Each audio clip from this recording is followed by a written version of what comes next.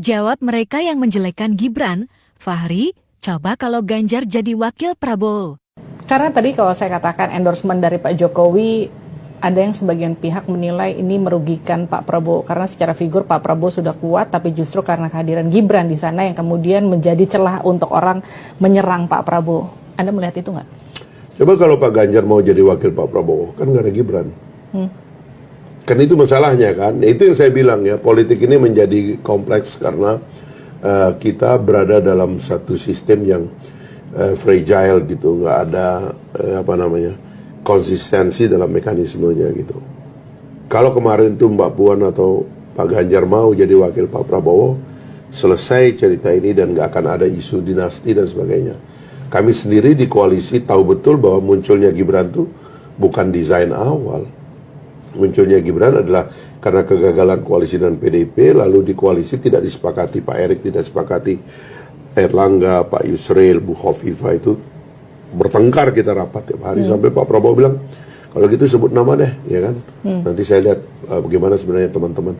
Tulis tuh, saya tahu betul tuh di rapatnya, tulis kasih. Semua aklamasi Gibran. Jadi Gibran itu penyelamat koalisi juga, gitu loh. Jadi bukan kemudian belakangan dibilang dinasti karena ada urusannya lagi.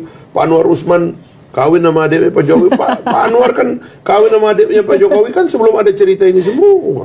Jadi dan dia jadi ketua MK juga nggak, bukan karena Pak Jokowi kan. Jadi kalau dibilang Gibran itu didesain sejak awal untuk mendampingi Prabowo, nggak begitu. Tapi itu situasi yang akhirnya terjadi. Makanya waktu si Almas itu menggugat begitu, ya memang itu natural. Karena nggak ada transaksi keuangan apapun dengan Mas Gibran dan dengan TKN, nggak ada. Itu memang natural, ada orang melakukan gugatan, ada anak muda yang mengajukan tambahan gugatan, ya terjadilah gitu. Jadi kita ini akhirnya kan di musim pemilu ini terpaksa sakwa sangka ini kita perbanyak gitu. Dan menurut saya itu yang membuat juga pemilu ini jadi nggak terlalu sehat begitu ya. Tapi ya tetap aja itu nggak bisa dihindari.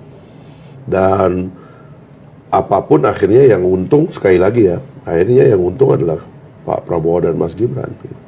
Karena dia seperti dikeroyok ya kan, dia dianggap salah terus padahal yang dia lakukan itu ya